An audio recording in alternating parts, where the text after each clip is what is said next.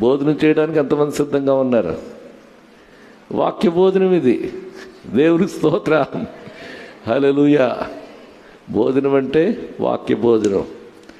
మంచిది. నేను వాక్యంలోనికి వెళ్ళక మునుపు మిమ్మల్ని ప్రశ్న వేస్తాను. గత వారం మీరు విన్న వాక్యం ఏంటో చెప్పండి. దేవునిని ఎరుగుట. దేవునికి స్తోత్రం. ఈ వారం కూడా ఇదే వాక్యాన్ని నేను మీకు జ్ఞాపకం చేస్తాను. దేవునిని ఎరుగుట. గత వారం దేవుడు ఏమై ఉన్నాడో ఎరుగుట గూర్చి నేను మీతో మాట్లాడాను. దేవుడు ఏమై ఉన్నాడో అనేటువంటిది గ్రహించి పరిశీలనగా తెలుసుకొనుట. ఆయన కృపగలిగిన వాడని, ఆయన నీతి న్యాయములను జరిగించువాడని, ఆయన దీర్ఘశాంతుడని, ఇలాగ కొన్ని మాటలు నేను గత వారం మీకు జ్ఞాపకం చేయడం జరిగింది. ఈ వారం కూడా దేవునిని ఎరుగుటలో మరొక కోణాన్ని మీకు జ్ఞాపకం చేయాలనుకుంటూ ఉన్నాను. దేవునికి స్తోత్రం కలుగునుగాక. నేను గత వారం చెప్పాను, దేవుని ఎరుగువారు ఏం చేస్తారు? తమ దేవుని నెరుగువారు బలము కలిగి గొప్ప కార్యములు చేయుదురు. దేవునిని గనక మనం ఎరిగినట్లయితే మనకు బలము, ఆ బలము ద్వారా గొప్ప కార్యాలు చేయగలుగుతాం. తమ దేవుని నెరుగువారు బలము కలిగి గొప్ప కార్యములు చేయుదురు.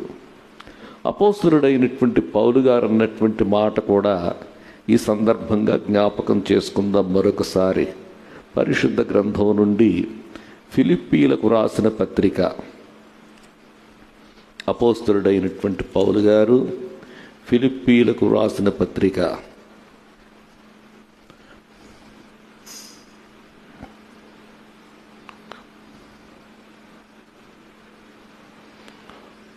3వ అధ్యాయం 10వ వచనం చూడండి.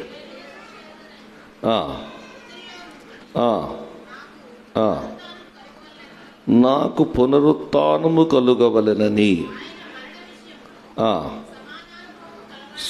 సమానానుభవం గలవాడనై ఆయనను ఆయన పునరుత్థాన బలమును ఎరుగు నిమిత్తము ఆయన శ్రమలలో పాలివాడగుట ఎట్టిదో ఎరుగు నిమిత్తమును సమస్తమును నష్టపరచుకొని వాటిని పెంటతో సమానముగా ఎంచుకొనుచున్నాను. ఆయనను ఎరుగు నిమిత్తము. రెండవది, ఆయన పునరుత్థాన బలమును ఎరుగు నిమిత్తము. దేవునికి స్తోత్రం. ఆయన పునరుత్థాన బలమును నేను అనుభవపూర్వకంగా తెలుసుకోవాలి. ఆయన పునరుత్థాన బలమును నేను ఎరిగిన వానిగా ఉండాలి. ఈ లోకములో జీవిస్తూ ఉన్నప్పుడే ఆయన పునరుత్థాన బలమును నేను అనుభవించాలి అనేటువంటి మాట ఇక్కడ అపోస్తలుడైనటువంటి పౌలు గారు చెప్తా ఉన్నాడు. ఆయన పునరుత్థాన బలం. దేవునికి స్తోత్రం కలుగునుగాక. అందరూ చెప్పండి, ఏ బలం అది? ఆయన పునరుత్థాన బలము. ఏమిటి పునరుత్థాన బలం? కొన్ని మాటలు ముందుగా అర్థం చేసుకుందాం. పునరుత్థాన బలం, పునరుత్థాన బలము ఎంత బలమైనది? ఇంకొక మాటలో చెప్పాలంటే ఆయన బల ప్రభావములని కూడా అర్థం చేసుకోవచ్చు. ఆయన బల ప్రభావములను నేను ఎరుగు నిమిత్తము, ఆయన పునరుత్థాన బలమును నేను ఎరుగు నిమిత్తము. ముందుగా పునరుత్థాన బలము యొక్క విశిష్టత కొన్ని మాటలు జ్ఞాపకం చేస్తాను. పునరుత్థాన బలము ఎంత గొప్పదో దీన్ని అర్థం చేసుకొనడానికి కొన్ని వచనాలు నేను చదువుతాను. దేవునికి స్తోత్రం. యోహాను సువార్తకు రండి. యోహాను సువార్త 2వ అధ్యాయం 19వ వచనం చూడండి. యేసు, ఈ దేవాలయమును పడగొట్టుడి, 3 దినములలో దానిని లేపుదునని వారితో చెప్పెను. యూదులు ఈ దేవాలయమును 46 సంవత్సరములు కట్టిరే, నీవు 3 దినములలో దానిని లేపుదువా అని అన్నారు. అయితే ఆయన శరీరమును దేవాలయమును గూర్చి ఈ మాట చెప్పాను. చాలండి. పునరుత్థాన బలం అంటే ఎంత బలమైనటువంటిదంటే ఈ వచనములో మనం చూస్తూ ఉన్నాం. ప్రభువు అయినటువంటి యేసయ్య ఆయన తన శిష్యులతో కలిసి వెళుతూ ఉన్నాడు. శిష్యులతో కలిసి వెళుతూ ఉన్నటువంటి సమయంలో అక్కడ ఒక దేవాలయం ఉంది. హేరోదు కట్టినటువంటి దేవాలయం. ఈ దేవాలయం చాలా పెద్ద దేవాలయం. యూదులైనటువంటి వారిని మంచి చేసుకోవాలని ఆ రోజుల్లో రోమా యూద ప్రతినిధిగా ఉన్నటువంటి హేరోదు ఒక పెద్ద దేవాలయమును కట్టించాడు. ఆ దేవాలయం చూసి ఆశ్చర్యపడతా ఉన్నారు. యేసయ్య ఒక మాట అన్నాడు, ఈ దేవాలయమును పడగొట్టండి, నేను 3 దినాల్లో లేపుతానన్నాడు. అయితే వాళ్ళు అంటున్నారు కదా, ఈ దేవాలయం కట్టడానికి 46 సంవత్సరాలు పట్టాయి కదా. ఈ దేవాలయం కట్టడానికి 46 సంవత్సరాలు పడితే ఈ దేవాలయాన్ని ఎలా లేపుతావు 3 దినాల్లో? ఇది వారి ప్రశ్న. 3 దినాల్లో ఈ దేవాలయాన్ని ఎలా లేపుతావు? యేసు చెప్పింది అక్కడ కట్టడం ఇటుకలతో లేకపోతే రాళ్లతో కట్టబడినటువంటి దేవాలయమును గూర్చి కాదు, కానీ తన శరీరమును దేవాలయమును గూర్చి చెప్పాడు. దేవునికి స్తోత్రం కలుగునుగాక. హల్లెలూయా. తన శరీరం అనేటువంటి దేవాలయమును గూర్చి చెప్పాడు. 3 దినాల్లో నేను లేపుతానన్నాడు. ఆ బలమే పునరుత్థాన బలం. దేవునికి స్తోత్రం కలుగునుగాక. 46 సంవత్సరాలు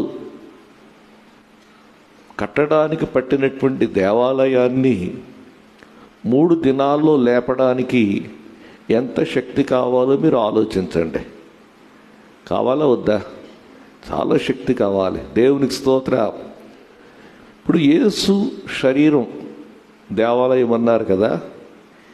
యేసు జగత్తు పునాది వేయబడక మునిపే ఆయన సిద్ధపరచబడ్డారు. అంటే ఎన్ని సంవత్సరాలు ఆయన ఈ లోకంలోనికి రావడానికి సిద్ధపరచబడినటువంటి సమయమో ఆలోచించండి. కాలము పరిపూర్ణమైనప్పుడు దేవుడు తన కుమారుని పంపెను. కాలము పరిపూర్ణమైనప్పుడు అంటే అర్థం ఏంటంటే యేసు రాకడ కొరకు దేవుడు ఏం చేశాడంటే ఈ భూమిని ఈ లోకాన్ని సిద్ధం చేశాడు. ఇంతకాలం సిద్ధపరచబడిన తరువాత ప్రభు అయినటువంటి యేసయ్య వచ్చారు. యేసయ్య ఆయనే దేవుని ఆలయం. దేవత్వము యొక్క సర్వ పరిపూర్ణత యేసు ప్రభువులో శరీరాకారంగా ఉంది. సాతాను అనుకున్నాడు, యేసు సిలువ వేయబడిన తరువాత ఈ దేవాలయమును పడగొట్టాడు అనుకున్నాడు. అయితే 3 దినాల్లో ప్రభు అయినటువంటి యేసయ్య తిరిగి లేచారు. 3 దినాల్లో ఏ బలముతో లేచారు అని మనం ఆలోచిస్తే అది పునరుత్థాన బలం. దేవునికి స్తోత్రం. దేవుని యొక్క బలము ఎంత శక్తివంతమైనటువంటిదో ఆలోచించండి. దేవునికి స్తోత్రం. మరొక దృష్టాంతాన్ని మీకు జ్ఞాపకం చేస్తాను. దేవుని యొక్క వాక్యములో నుండి సంఖ్యాకాండం గ్రంథానికి రండి. సంఖ్యాకాండం గ్రంథం 17వ అధ్యాయం.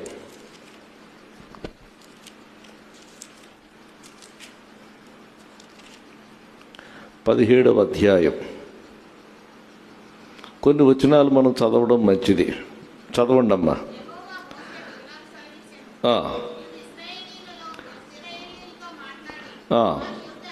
వారి యొద్ద ఒక్కొక్క పితరుల కుటుంబమునకు చొప్పున ఒక్కొక్క కర్రగా వారి ప్రధానులందరి యొద్ద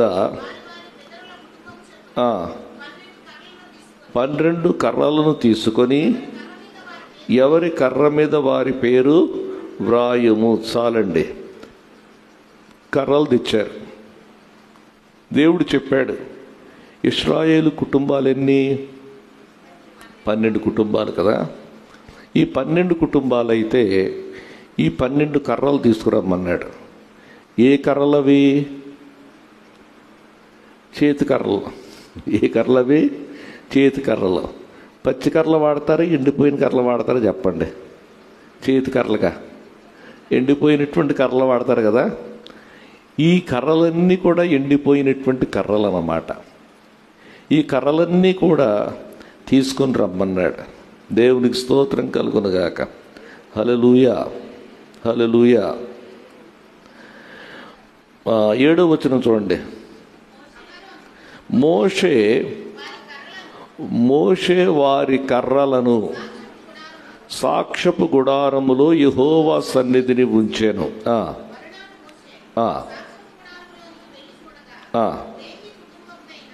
లేవి కుటుంబపుదైన అహరోను కర్ర చిగిర్చి ఉండెను. అది చిగిర్చి పువ్వులు పూసి బాదము పండ్లు గలదాయను. దేవుని స్తోత్ర. ఏ కర్ర ఇది? ఎండిపోయినటువంటి కర్ర. మిగిలిన కర్రలు చిగిర్చాయా? మిగిలిన కర్రలేవి కూడా చిగర్చలేదు. మిగిలిన కర్రలేవి కూడా పువ్వులు పూయలేదు. మిగిలిన కర్రలేవి కూడా బాదము పండ్లు కాయలేదు. దేవునికి స్తోత్రం కలుగునుగాక. హల్లెలూయా. చూడండి, ఒక్క రోజులో ఎండిపోయినటువంటి కర్ర ఏమైపోయింది? చిగిర్చింది, పువ్వులు పూసింది, బాదము కాయలు కాసింది. ఏమిటి శక్తి? ఎండిపోయినటువంటి దానిని, ఎండిపోయినటువంటి మోడును చిగురింప చేయగలిగినటువంటిది, వికసింప చేయగలిగినటువంటిది, ఫలభరితముగా చేయగలిగినటువంటి శక్తి దేనికుందంటే పునరుత్థాన శక్తి. దేవునికి స్తోత్రం. ఏం శక్తి అది? పునరుత్థాన శక్తి. దేవునికి స్తోత్రం కలుగునుగాక. హల్లెలూయా. పునరుత్థాన శక్తి అన్నమాట. ఇంకొక దృష్టాంతాన్ని మీకు జ్ఞాపకం చేస్తాను. దేవునికి స్తోత్రం కలుగునుగాక. చూడండి, యెహెజ్కేలు గ్రంథం. యెహెజ్కేలు గ్రంథం 37వ అధ్యాయం తీయండి.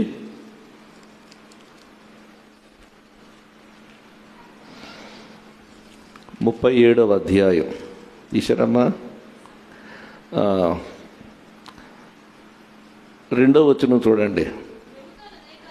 ఎముకలనేకములు ఆ లోయలో కనబడెను, అవి కేవలము ఎండిపోయినవి. ఆయన బ్రతుకగలవా అని నన్ను అడుగగా, ప్రభువా యెహోవా అది నీకే. చూడండి, యెహెజ్కేలును దేవుడు ఏం చేశాడంటే ఒక ఎముకల లోయలోనికి తీసుకెళ్ళాడు. చాలా ఎముకలు ఉన్నాయి అక్కడంతా కూడా. ఎముకలన్నీ కూడా చల్లా చెదురుగా ఉన్నాయి. ఈ ఎముకలు కేవలము ఎండిపోయినవి అనేటువంటి మాట మనం చూస్తున్నాం. అంటే అర్థం ఏంటంటే దానిలో, ఆ ఎముకల్లో ఏ విధమైనటువంటి బలము లేదు, కేవలము ఎండిపోయినటువంటివి. దేవుడు అంటా ఉన్నాడు, నరపుత్రుడా ఈ ఎముకలు బ్రతకగలవా అని చెప్పి అంటా ఉన్నాడు. అప్పుడు యెహెజ్కేలు అంటున్నాడు, అది నీకే తెలియను ప్రభువా అన్నాడు. దేవునికి స్తోత్ర. ఆ మాటల అర్థం ఏంటంటే ఇవి బ్రతకగలవా అన్నప్పుడు నీకే సాధ్యం అని అర్థం. అది దేవుని స్తోత్ర. ప్రభువా, అది నీకే సాధ్యం. ఆ ఎముక ఎంత ఎండిపోయినా అది బ్రతకగలదా లేదా, బ్రతికించగలిగినటువంటి శక్తి నీకు మాత్రమే ఉంది. వాటిని సమకూర్చగలిగినటువంటి శక్తి నీకు మాత్రమే ఉంది. అది నీకే తెలియను అంటే అర్థం ఏంటంటే అది నీకే సాధ్యం. నీవు తప్ప ఇంకెవ్వరూ కూడా ఆ పని చేయలేరు. చాలాసార్లు మన జీవితాలు కూడా ఇలాగే ఉంటాయి. మన యొక్క దర్శనం కూడా ఇలాగే ఉంటుంది. ఆశ ఉంటుంది, అయితే మన దర్శనం ఎండిపోయిన స్థితిలో ఉంటుంది. ఇంక నా వల్ల ఏమీ కాదన్నట్టుగా ఉంటుంది. ఇది నా వల్ల కాదు, ఈ పని నేను చేయలేను, ఇది నా శక్తికి మించింది అని మనం అనుకుంటాం. మన ఆశలన్నీ కూడా అణగారిపోతాయి. మన దర్శనం ఎండిపోతుంది. ఇలాంటి పరిస్థితుల్లో మనం ఉంటే దేవుడు మనకిచ్చేటువంటి వాగ్దానం ఏంటంటే ఆయన ఏదైనా చేయగలడు. నీ దర్శనాన్ని తిరిగి పునరుద్ధరించగలడు. అది సేవా దర్శనం కావచ్చు, లేకపోతే నీ వ్యక్తిగత జీవితమును గూర్చినటువంటి నీకుండేటువంటి ఆశ కావచ్చు. దేవుడు ఏదైనా చేయగలడు. ఇక్కడ మనం పరిస్థితి చూస్తూ ఉన్నాం. ఎముకలు చాలా ఉన్నాయి, ఎముకలన్నీ కూడా ఎండిపోయాయి. అది నీకే తెలియను. అయితే దేవుడు అన్నాడు,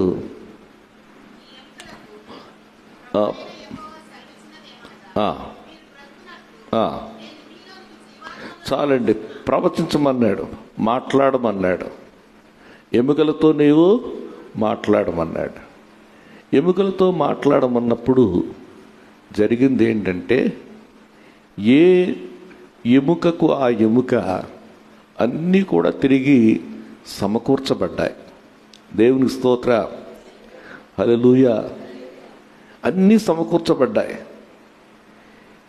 ఏ ఎముకకు ఆ ఎముక అన్నీ కూడా తిరిగి సమకూర్చబడ్డాయి. వాటి మీద మాంసము, రక్తము, చర్మము కూడా పొదిగింపబడింది.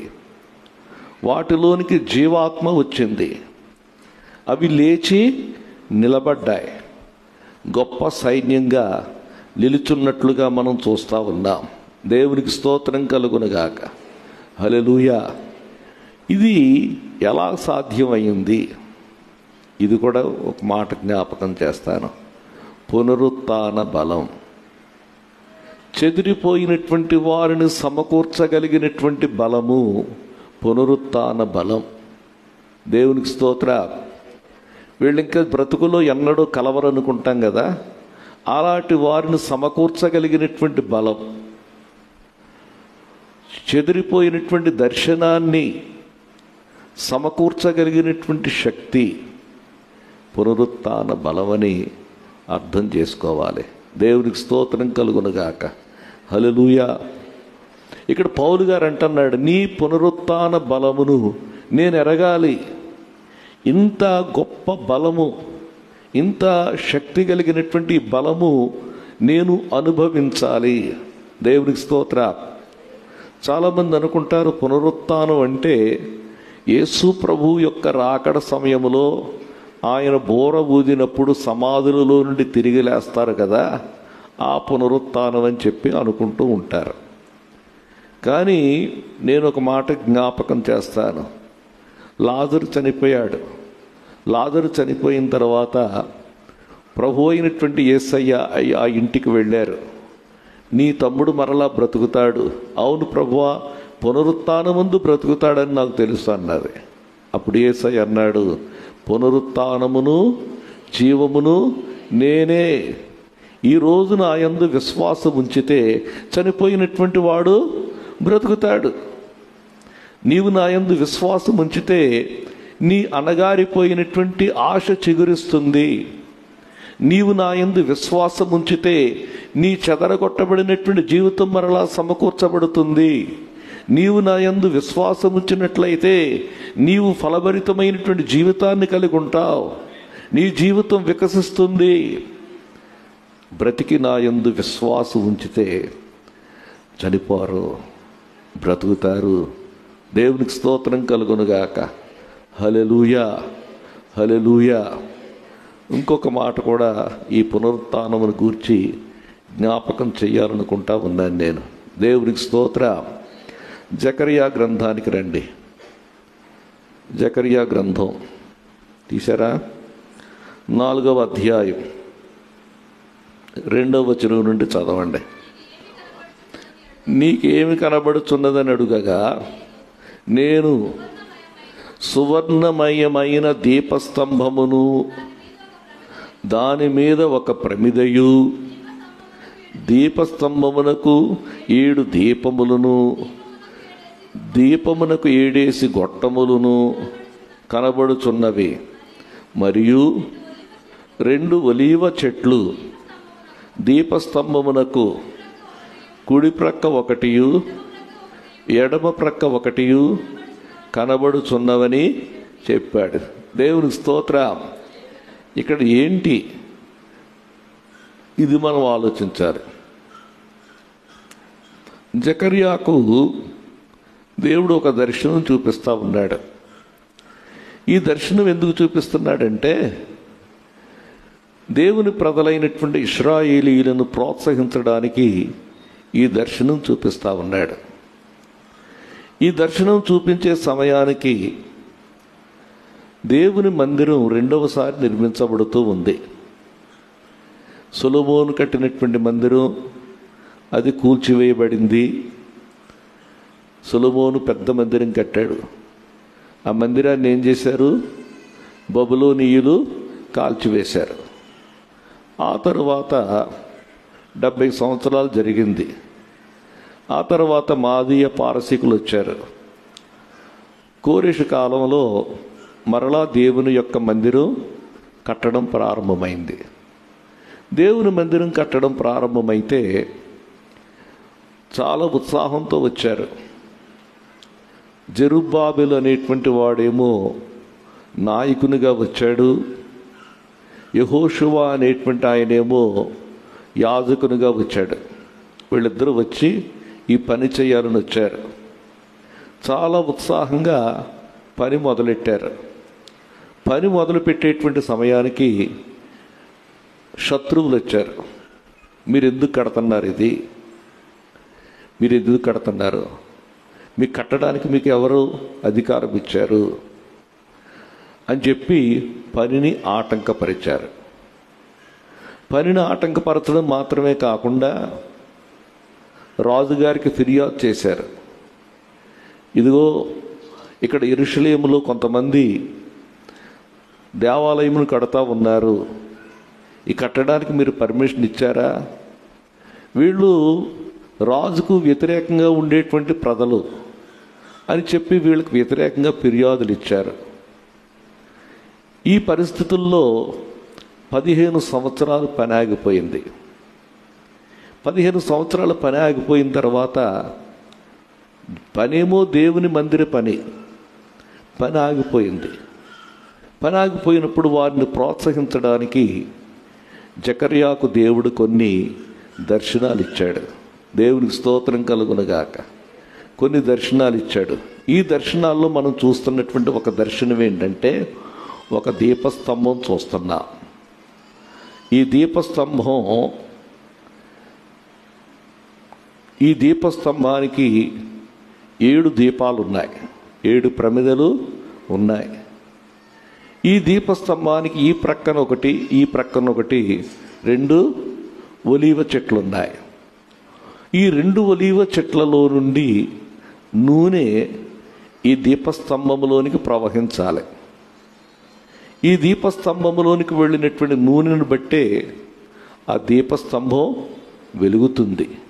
ఆ దీపాలు వెలుగుతాయి. దేవునికి స్తోత్రం కలుగునుగాక. హల్లెలూయా. ఇక్కడ మనం జ్ఞాపకం చేసుకోవాల్సింది ఏంటంటే, దేవుడు తన శక్తి ద్వారా, తన పునరుత్థాన బలము ద్వారా కార్యమును నెరవేర్చేవాడనేటువంటిది మనం అర్థం చేసుకోవాలి. శక్తి చేత కాదు, బలము చేత కాదు, నా ఆత్మ ద్వారానే ఈ కార్యం జరుగుతుంది. దేవునికి స్తోత్రం. దేవుని పని దేవుని ఆత్మ ద్వారా జరుగుతుంది. దేవుని పని మన శక్తి ద్వారా కలగదు, మన బలము ద్వారా కలగదు. ఇక్కడ శక్తి అంటే అర్థం ఏంటంటే మనుష్యుల శక్తి. మాకు చాలామంది ఉన్నారండి పనిచేసేవాళ్ళు అనుకుంటే మనుషుల వలన పని జరగదు. దేవునికి స్తోత్రం. లేకపోతే నాకు చాలా శక్తి ఉందండి, ధనబలం ఉందండి, పని జరుగుతుంది అనుకుంటే ధనబలం వలన కూడా జరగదు. మనుషులు శక్తి వలన జరగదు, వ్యక్తి యొక్క బలము ద్వారా జరగదు. ఈ కార్యం నా ఆత్మ ద్వారా జరుగుతుంది. దేవునికి స్తోత్రం. హల్లెలూయా. ఏం చేస్తుందంటే ఈ బలం, ఆత్మ ఏం చేస్తున్నాడంటే, ఇక్కడ చూడండి, ఓ గొప్ప పర్వత, 7వ వచనం 2వ భాగం, గొప్ప పర్వతమా, గొప్ప పర్వతమా, జెరుబ్బాబెలును అడ్డగించుటకు నీవు ఏమాత్రపు దానవు. చాలండి. అక్కడ ఈ పని ఆటంకం పరచబడ్డానికి గల కారణం ఏంటంటే, ఒక పర్వతం అడ్డొచ్చింది. పర్వతం అంటే చాలా అర్థాలు ఉన్నాయి. పర్వతం వంటి విరోధులు కావచ్చు, పర్వతం లాంటి రాజు కావచ్చు, లేకపోతే పర్వతము లాంటి అవసరతలు కావచ్చు, ఇవన్నీ ఇది అడ్డొచ్చింది. పునరుత్థాన బలము ఎదుట ఆ పర్వతం ఏమవుతుంది? చదునవుతుంది. దేవునికి స్తోత్రం. గొప్ప పర్వతమా, జెరుబ్బాబెలును అడ్డగించడానికి నీవు ఏమాత్రపు దానవు, నీవు చదును భూమి వగుదువు. దేవునికి స్తోత్రం కలుగునుగాక. హల్లెలూయా. ఇది పునరుత్థాన బలం. దేవునికి స్తోత్రం. మన జీవితంలో కూడా మనము ముందుకు వెళ్లకుండా ఆపు చేసేటువంటి శక్తులు ఉంటాయి. అది ప్రభుత్వ శక్తి కావచ్చు, మనుషుల యొక్క శక్తి కావచ్చు, ఏదైనా కావచ్చు. కానీ పునరుత్థాన బలమును మనం ఎరిగిన వారిగా ఉంటే అవన్నీ కూడా ఏమవుతాయి? చదునవుతాయి. దేవునికి స్తోత్రం కలుగునుగాక. కాబట్టి చాలా ప్రాముఖ్యమైనటువంటి సంగతి ఏంటంటే, ఈ పునరుత్థాన బలము మనము ఎరిగిన వారిగా ఉండాలి, అనుభవపూర్వకంగా తెలుసుకున్నటువంటి వారిగా ఉండాలి. దేవునికి స్తోత్రం కలుగునుగాక. హల్లెలూయా. ఇంకొక మాట జ్ఞాపకం చేస్తాను. రోమాపత్రిక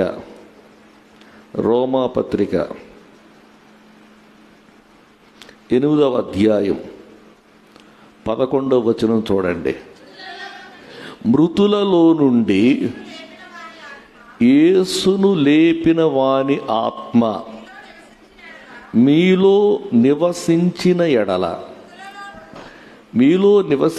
ఎడల మృతులలో నుండి క్రీస్తు యేసును లేపినవాడు చావునకు లోనైన మీ శరీరములను కూడా మీలో నివసించుచున్న ఆత్మ ద్వారా జీవింపచేయును. దేవునికి స్తోత్రం.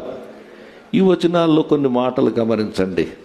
ప్రభు అయినటువంటి యేసయ్యను మృతులలో నుండి లేపిన పునరుత్థాన బలం లేక దేవుని ఆత్మ మీ శరీరమందు నివసించిన ఎడల, మీలో నివసించిన ఎడల అంటే అర్థం ఏంటంటే మీలో ఉన్న ఎడల కాదు, మీలో నివసించడానికి ఉండడానికి తేడా ఉంది కదమ్మా.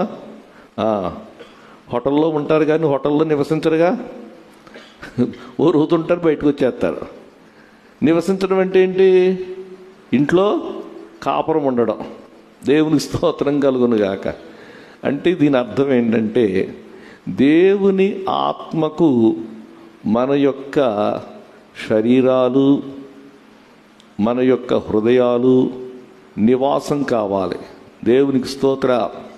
హల్లెలూయా. మీ దేహములు దేవుని వలన మీకు అనుగ్రహింపబడి దేవుని ఆత్మకు నివాసమయ్యున్నాయి, నిలయమయ్యున్నాయని మీరు ఎరుగరా? దేవుని ఆత్మ మనలో ఏం చేయాలి? నివసించాలి. నివసించాలంటే అర్థం ఏంటంటే ఇంట్లో ఉన్నట్టుగా ఉండాలి. మనమే దేవుని ఆత్మకు సొంత ఇల్లు కావాలన్నమాట. దేవునికి స్తోత్రం. ఎవరికి? అందరూ చెప్పండి, ఎవరికి? దేవుని ఆత్మకు, పరిశుద్ధాత్మకు మనమే ఒక ఇల్లు కావాలది. దేవునికి స్తోత్రం. పరిశుద్ధాత్ముడు మనలో నివసిస్తే ఏం చేస్తాడంటే మనలను జీవింపచేస్తాడు. దేవునికి స్తోత్రం. ఈ శరీరములు చావునకు లోనైనటువంటి శరీరాలు, చావునకు లోనైనటువంటి శరీరాలను ఏం చేస్తాడంటే జీవింపచేస్తాడనేటువంటి మాటను ఇక్కడ మనం జ్ఞాపకం చేసుకుంటున్నాం. కాబట్టి ఈ మాటలన్నిటిని బట్టి మనం అర్థం చేసుకోవాల్సింది ఏంటంటే పునరుత్థాన బలమును మనము అనుభవపూర్వకంగా ఎరిగిన వారిగా ఉండాలి. దేవునికి స్తోత్రం. ఒక గొప్ప ప్రార్థన మీకు జ్ఞాపకం చేస్తాను. అపోస్తలుడైనటువంటి పౌలు గారు ఎఫెసు సంఘం కొరకు ప్రార్థన చేశాడు. ఆ సంఘ బిడ్డల కొరకు ప్రార్థన చేశాడు.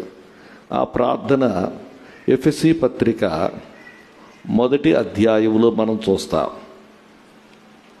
1వ అధ్యాయం 17వ వచనం చూడండి. మీ మనోనేత్రములు వెలిగింపబడినందున, మొదటి మాట ఇక్కడ గమనించండి. మీ మనోనేత్రములు వెలిగింపబడినందున. విశ్వాసుల యొక్క మనోనేత్రములు వెలిగింపబడ్డాయి. అవిశ్వాసుల యొక్క మనోనేత్రములకి ఏముంది? గురుడ్డితనం ఉంది. ఏముంది? గురుడ్డితనం ఉంది. అవిశ్వాసులైన వారి మనోనేత్రములకు గురుడ్డితనం. ఈ యుగ సంబంధమైన దేవత సువార్త ప్రకాశము వారికి ప్రకాశింపకుండునట్లు అవిశ్వాసులైన వారి మనోనేత్రములకు గ్రుడ్డితనము కలుగజేసింది. కాబట్టి గ్రుడ్డితనములో ఉన్నటువంటి వారు పునరుత్థాన బలమును వారు అనుభవించలేరు, తెలుసుకోలేరు. అయితే ఇక్కడ అంటా ఉన్నాడు, విశ్వాసులతో అంటా ఉన్నాడు, మీ మనోనేత్రములు వెలిగింపబడినందున. దేవునికి స్తోత్రం కలుగునుగాక. హల్లెలూయా. అంటే హృదయ నేత్రాలు వెలిగించబడాలి. మనోనేత్రాలంటే హృదయ నేత్రాలు. దేవునికి స్తోత్రం. మన కంటి చూపని కాదు, మన హృదయ నేత్రాలు వెలిగింపబడాలి. ఇది వెలిగింపబడుట వలన మనం ఏం తెలుసుకోవాలని కోరుకుంటున్నాడు అనేటువంటిది మనం చూస్తే 3 సంగతులు చెప్పాడు. నేను 3వ సంగతి జ్ఞాపకం చేస్తాను. 19వ వచనం మధ్యలోనే ఉంటుంది. ఆయన క్రీస్తునందు, చదవండి అమ్మా. ఆయన క్రీస్తునందు వినియోగపరచిన బలాతిశయమును బట్టి విశ్వసించు మనయందు ఆయన చూపుచున్న తన శక్తి యొక్క అపరిమితమైన మహాత్యమెట్టిదో మీరు తెలుసుకొనవలెనని. చాలండి. దేవునికి స్తోత్రం. దేవుడు క్రీస్తును లేపుటలో ఆయన వినియోగించిన శక్తి పునరుత్థాన శక్తి. క్రీస్తును లేపుటలో ఆయన వినియోగించిన బలము ఆత్మ యొక్క బలం. ఈ పునరుత్థాన శక్తిని మీరు తెలుసుకోవాలి, మీరు తెలుసుకోవాలని చెప్పి దేవుడు మీకు జ్ఞానము ప్రత్యక్షతయు గల మనస్సు అనుగ్రహించాలని ప్రార్థన చేస్తున్నాడు. జ్ఞానం కావాలి.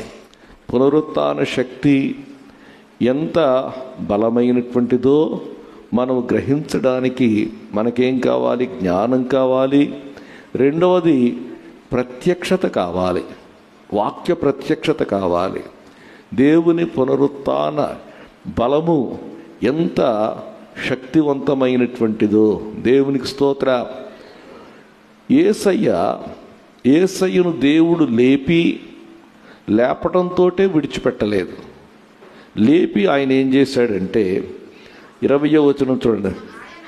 ఆయన ఆ బలాతిశయము చేత, ఆ పునరుత్థాన బలముతో ఏం చేశాడంటే క్రీస్తును మృతులలో నుండి లేపి సమస్తమైన ఆధిపత్యము కంటేను, అధికారము కంటేను, శక్తి కంటేను, ప్రభుత్వము కంటేను, ఈ యుగమునందు మాత్రమే కాక రాబోవు యుగమునందును పేరు పొందిన ప్రతి నామము కంటేను ఎంతో హెచ్చుగా పరలోకములో ఆయన తన కుడి పార్శ్వమున కూర్చుండబెట్టుకొని ఉన్నాడు.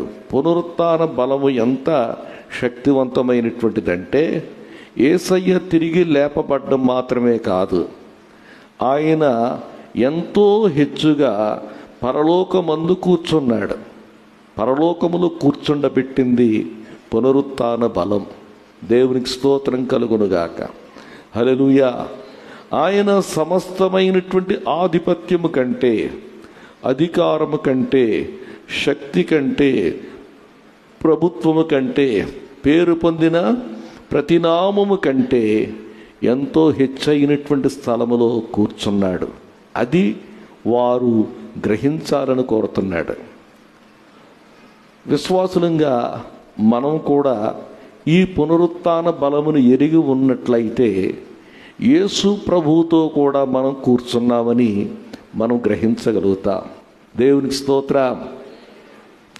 ఎప్పుడైతే యేసు ప్రభువుతో కూర్చున్నామని మనం అనుకుంటామో సమస్తమైనటువంటి ఆధిపత్యం, సమస్తమైనటువంటి అధికారం, సమస్తమైనటువంటి శక్తి, సమస్తమైనటువంటి ప్రభుత్వాలు ఇవన్నీ కూడా ఎక్కడున్నాయంటే పాదముల క్రింద ఉన్నాయి. ఎవరి పాదముల క్రింద ఉన్నాయి? యేసుతో పాటు మనం కూడా కూర్చున్నాం కాబట్టి యేసు పాదముల క్రింద మాత్రమే కాదు, ఆయన యందు విశ్వాసముంచిన ప్రతి విశ్వాస యొక్క పాదముల క్రింద ఉంచబడి ఉన్నాయి. దేవునికి స్తోత్రం కలుగునుగాక. హల్లెలూయా. నిజంగా ఈ యొక్క సత్యాన్ని, ఈ ప్రత్యక్షతను మనం చూడగలిగితే ఆ బల ప్రభావాలు మనలో పనిచేస్తాయి. పునరుత్థాన బలం పనిచేస్తుంది. దేవునికి స్తోత్రం కలుగునుగాక. హల్లెలూయా. పౌలు గారు ఎంతో ఆశపడుతున్నాడు. ఆయన పునరుత్థాన బలమును నేను అనుభవించాలి. ఈ లోకంలో ఉన్నప్పుడే ఆ బలం అనుభవపూర్వకంగా నేను తెలుసుకోవాలి. దేవునికి స్తోత్ర. నా ప్రశ్న, మీరు ఎంతమంది ఈ పునరుత్థాన బలమును అనుభవపూర్వకంగా తెలుసుకోవాలనుకుంటున్నారు? అందరికీ అర్థమైంది కదా ఈ మాటలో? ఏ బలం అది? పునరుత్థాన బలం. దేవునికి స్తోత్ర. మోడును చిగురింపచేసి, వికసింపచేసి, ఫలభరితం చేయగలిగినటువంటి బలం. దేవునికి స్తోత్ర. హల్లెలూయా. చల్లా చెదురైపోయినటువంటి జీవితాన్ని సమకూర్చగలిగినటువంటి బలం. దేవునికి స్తోత్ర. హల్లెలూయా. మరి నిరాశ నిస్పృహలలో ఉన్నటువంటి వారికి ప్రోత్సాహాన్నిచ్చి ప్రతి ఆటంకమును తొలగింప చేయగలిగినటువంటి బలం. దేవునికి స్తోత్ర. పునరుత్థాన బలం. దేవునికి స్తోత్ర. మనం సేవించుచున్నటువంటి దేవుడు పునరుత్థానుడైనటువంటి దేవుడు. దేవునికి స్తోత్ర. ఆయన చనిపోయాడు, 3వ దినమున పునరుత్థానుడై తిరిగి లేచాడు. ఈ లోకములో జీవిస్తూ ఉన్నప్పుడే అనుదినము కూడా ఈ పునరుత్థాన బలముతో మనం జీవించాలి. దేవునికి స్తోత్ర. ఈ బలముతో జీవించాలి. ఈ పునరుత్థాన బలము మనలోనికి కలగాలంటే కొన్ని మాటలు జ్ఞాపకం చేస్తాను. మొదటిది, ఈ పునరుత్థాన బలం మనకు కలగాలంటే మొట్టమొదటిగా గమనించవలసింది ఏంటంటే మనము ఆయనతో సహవాసం చేయాలి. దేవునితో సహవాసం. దేవునికి స్తోత్రం కలుగునుగాక. హల్లెలూయా. ఆయనతో ఎంతగా సహవాసం చేస్తామో అంతగా ఆయన పునరుత్థాన బలమును మనము అనుభవించగలము. దేవునికి స్తోత్ర. దేవునితో సహవాసం. దేవుని బిడ్డలారా, తీరిక లేనటువంటి దినాల్లో మనం జీవిస్తూ ఉన్నాం. ఈ తీరిక లేనటువంటి దినాల్లో జీవిస్తున్నటువంటి మనము ప్రభువుతో సహవాసం చేయడానికి మనం ఎంతవరకు సమయాన్ని ఇస్తూ ఉన్నాం. దేవునికి స్తోత్రం కలుగునుగాక. హల్లెలూయా. దేవునితో సహవాసం చెయ్యలేకపోవడానికి కారణం ఏంటంటే, ఇంకా చీకటిలో ఉంటే మనం సహవాసం చేయగలమా? ఏమ్మా, చీకటికి వెలుగుకు పొత్తేమిటి? క్రీస్తుకు బెలియాలకు ఏమి సంబంధం? జీవము గల దేవునికి విగ్రహములతో ఏమి పొందిక? ఈ మాటలన్నీ మనం చూస్తూ ఉన్నాం. మనం ఆయనతో సహవాసం చేయాలంటే మనము కూడా వెలుగులోనికి రావాలి. దేవునికి స్తోత్ర. ఒక మాట జ్ఞాపకం చేస్తాను నేను. యోహాను వ్రాసిన మొదటి పత్రిక, యోహాను వ్రాసిన మొదటి పత్రిక, మొదటి అధ్యాయం 5వ వచనం చదవండి. మేము ఆయన వలన విని మీకు ప్రకటించు వర్తమానమేమనగా. ఈ మాటలు చాలండి. ఎవరు విన్నారు ఈ మాటలు? యోహాను విన్నాడు. యోహాను విని మనకు చెప్తా ఉన్నాడు. ఆయన ఏదో ఊహించి చెప్పట్లేదు కదా, లేకపోతే ఎవరో చెప్పింది విని మనకు చెప్పడం లేదు. ఆయన చెప్తా ఉన్నాడు, మేము ఆయన వలన విన్నాం. యేసయ్య చెప్పినప్పుడు మేము విన్నాం. యేసయ్య ఒక అద్భుతమైనటువంటి సంగతి చెప్పాడు. ఏం చెప్పాడు? దేవుడు, ఇది అద్భుతం, దేవుని స్తోత్రం కలుగునుగాక. దేవుడు ఏమై ఉన్నాడు? వెలుగై ఉన్నాడు. వెలుగంటే జీవం, వెలుగంటే సత్యం, వెలుగంటే యథార్థత, పాపం లేకుండా ఉండడం. దేవుడు వెలుగై ఉన్నాడు. అలాగే ప్రభు అయినటువంటి యేసయ్య కూడా వెలుగు. ఆయనలో వెలుగుండెను, ఆ వెలుగు మనుషులకు జీవమై ఉండెను. దేవునికి స్తోత్ర. ఆయన వెలుగు, ఆయన వెలుగు, ఆయనే వెలుగు. ఆయనలో వెలుగు కాదు, ఆయనే వెలుగై ఉన్నటువంటి దేవుడు. దేవునికి స్తోత్రం కలుగునుగాక. ఆయనే వెలుగై ఉన్నటువంటి దేవుడు. ఆయన యందు చీకటి ఎంత మాత్రమును లేదు. ఆయనలో పాపమేమీ లేదు. ఆయన పరిశుద్ధుడు, ఆయన పరిశుద్ధుడు. ఆయనతో కూడా సహవాసము గలవారమని చెప్పుకొని, చాలండి, మేము దేవుని తెలుసుకున్నామండి అని చెప్పి మనం చీకట్లో నడుస్తున్నాం అనుకో. చీకట్లో నడిస్తే మనం ఏమవుతున్నాం? అబద్ధమాడుచు సత్యమును జరిగింపకుందుము.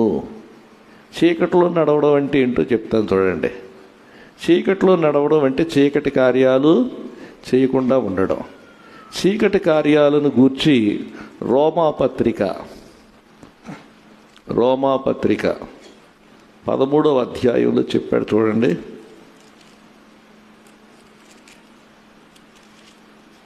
13వ అధ్యాయం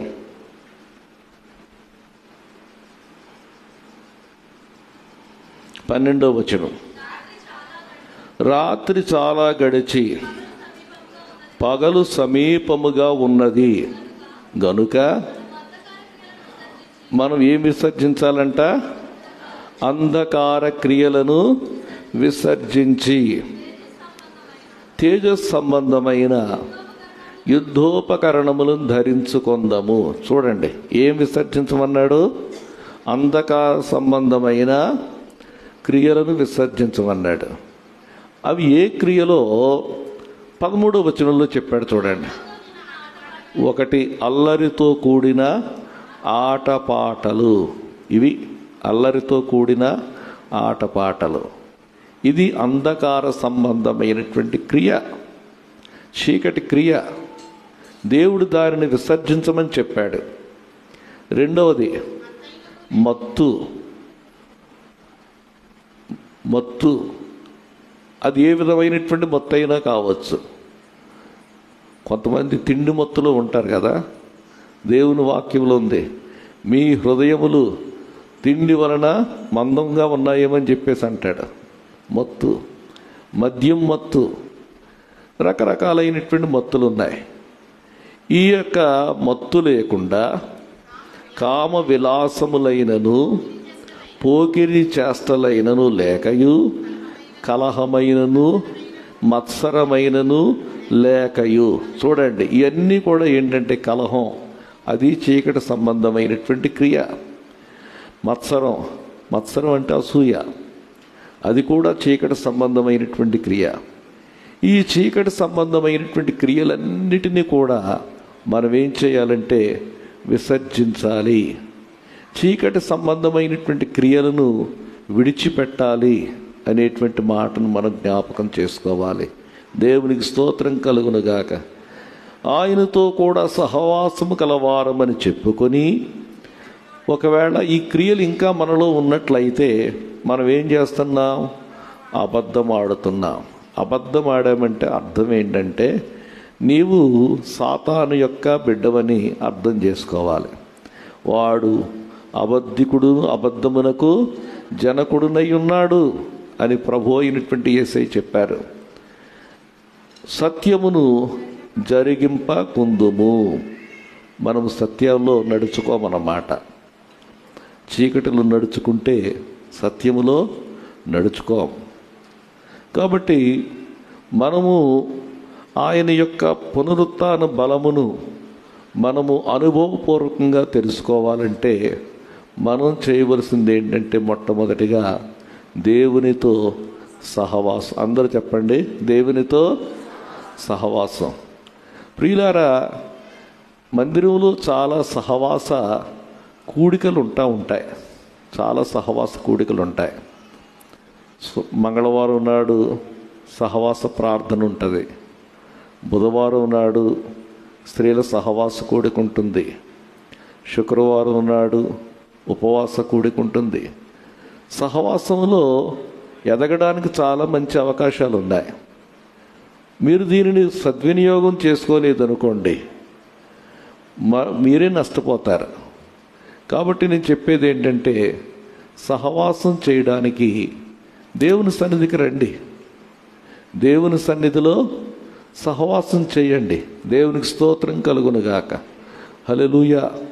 వ్యక్తిగతంగా అలాగే సమాజంగా దేవునితో సహవాసం చేసేటువంటి మంచి అవకాశం. వచ్చేకోసేపు దేవుని యొక్క వాక్యం వినేటువంటి అవకాశం ఉంటుంది. కాబట్టి ఆయన పునరుత్థాన బలమును మనం ఎరగాలంటే ఆయనతో సహవాసం చేయాలి. దేవునికి స్తోత్రం. రెండవది, ఆయన పునరుత్థాన బలమును మనం ఎరగాలంటే ఆయనతో చనిపోయిన వారం కావాలి. దేవునికి స్తోత్రం. పౌలు భక్తుడు అంటున్నటువంటి మాట ఒకటి జ్ఞాపకం చేస్తాను. ఫిలిప్పీ పత్రిక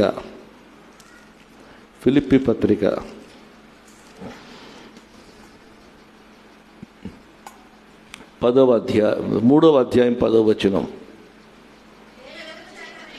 ఏ విధము చేతనైనను మృతులలో నుండి నాకు పునరుత్థానము కలుగవలెనని ఆయన మరణ విషయములో సమానానుభవము గలవాడనై. చాలండి. ఆయనతో పాటు మనం మరణించాలి. దేవునికి స్తోత్రం కలుగునుగాక. హల్లెలూయా. ఆయనతో పాటు ఆయన మరణంలో సమాన అనుభవం కలిగినటువంటి వారిగా ఉండాలనేటువంటి మాట జ్ఞాపకం చేస్తూ ఉన్నాడు. దేవునికి స్తోత్రం కలుగునుగాక. హల్లెలూయా. ఆయన మరణములో సమాన అనుభవం. ఇక్కడ ఒక మాట జ్ఞాపకం చేసుకుందాం. చూడండి, రోమాపత్రిక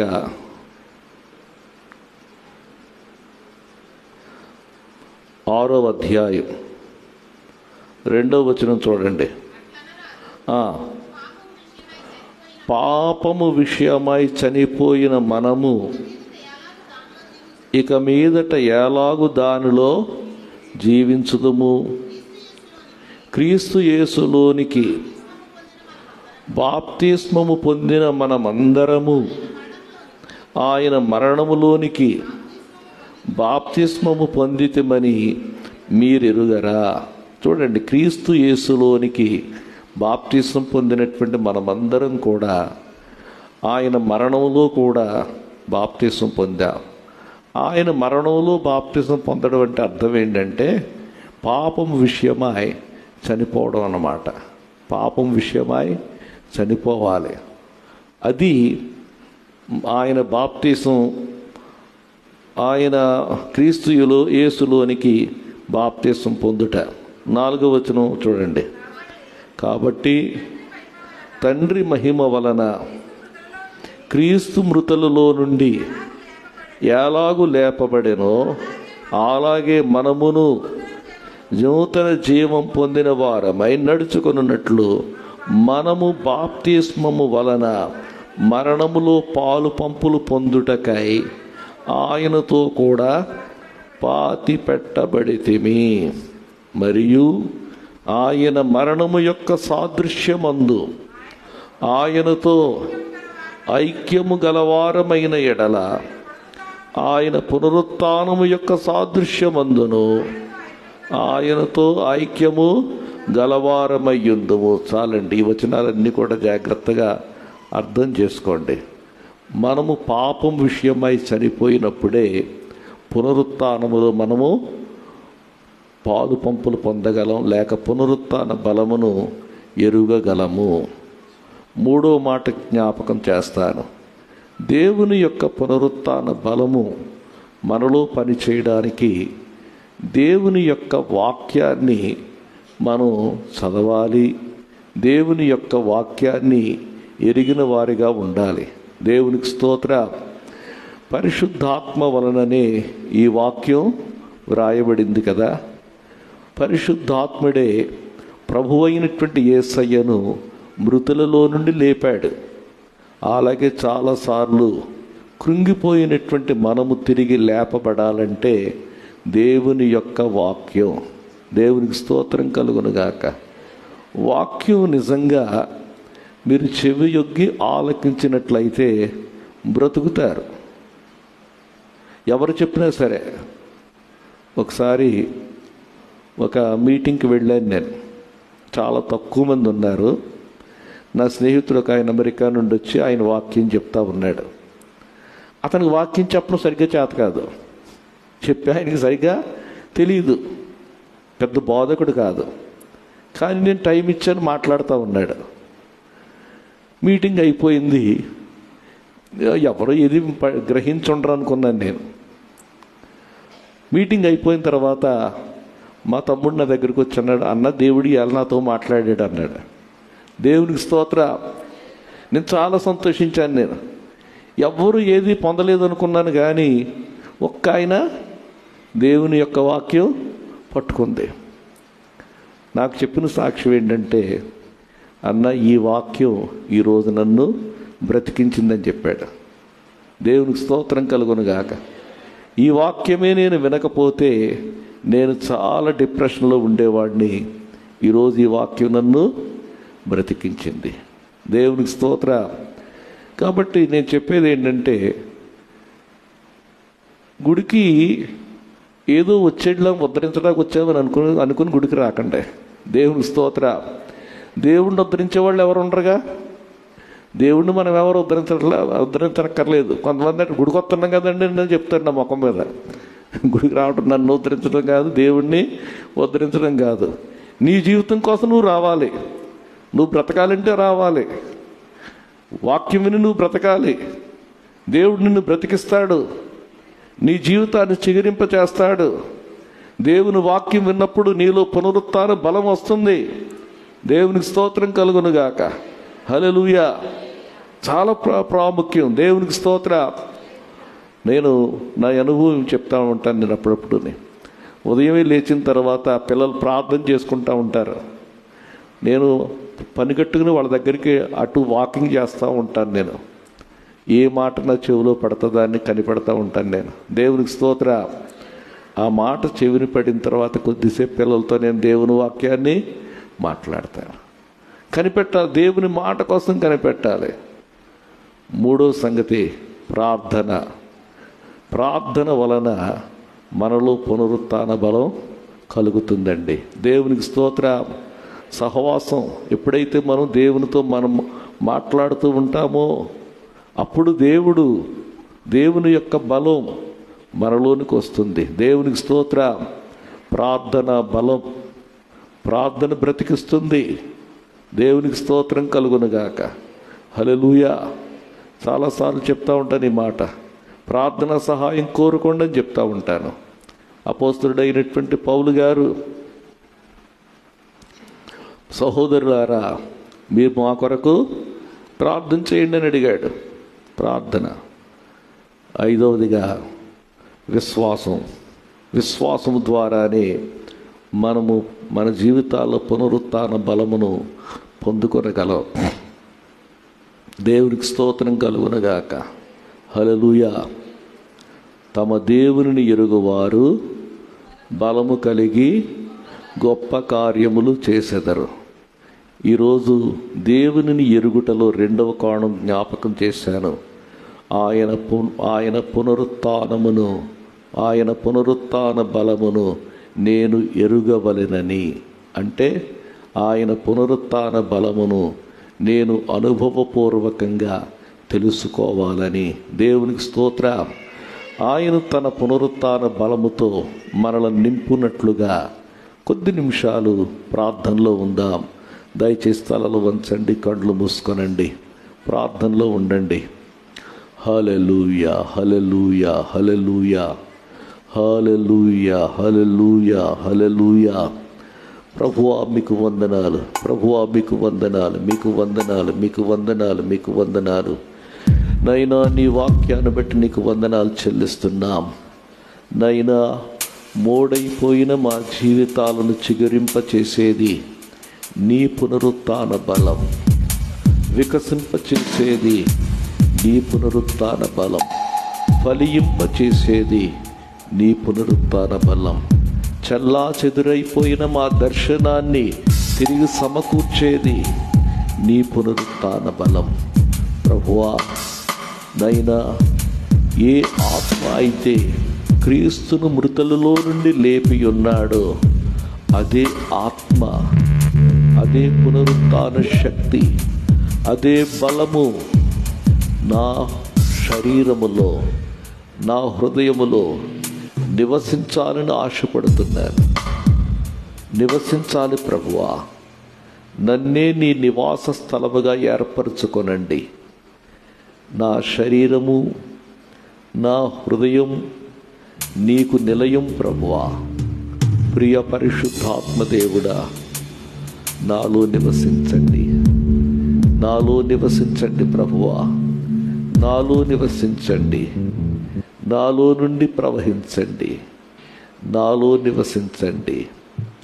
హల్లెలూయా, హల్లెలూయా. ప్రియ పరిశుద్ధాత్ముడా, రండి ప్రభువా, రండి నైనా. నాలో నివసించడానికి రండి ప్రభువా. నాలో నివసించండి నైనా. నైనా అనుదినము నీ పునరుత్థాన బలముతో నేను జీవించాలి. ఇక జీవించున్నది నేను కాదు, క్రీస్తే తన పునరుత్థాన బలముతో నా యందు జీవిస్తున్నాడు అని చెప్పగలిగినట్లుగా అనుభవపూర్వకంగా జీవించడానికి సహాయం చేయండి.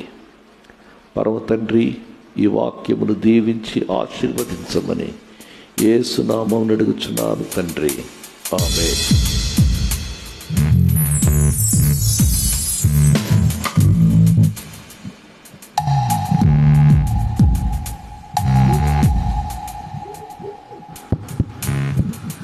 మంచిదండి. చాలా శ్రేష్టమైన వాక్యాన్ని మనం విన్నాం. మరి ఏ విధంగా దేవుణ్ణి విషయాలు చాలా చక్కని రీతిలో మరి మనం వింటూ ఉన్నాం. మరి దాన్ని బట్టి దేవుని వందనాలు తెలియపరుస్తూ ఉన్నాం. మరి ఈ సమయంలో ప్రభువునకు వాక్యం అయిపోయిన తర్వాత నీళ్లు పట్టుకొచ్చి నేర్చుకోవాలి.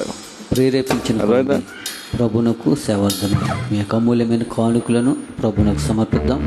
మరి ఈ సమయంలో కోయర బిడ్డలు వచ్చి ఒక పల్లవి చరణం పాడి దేవుని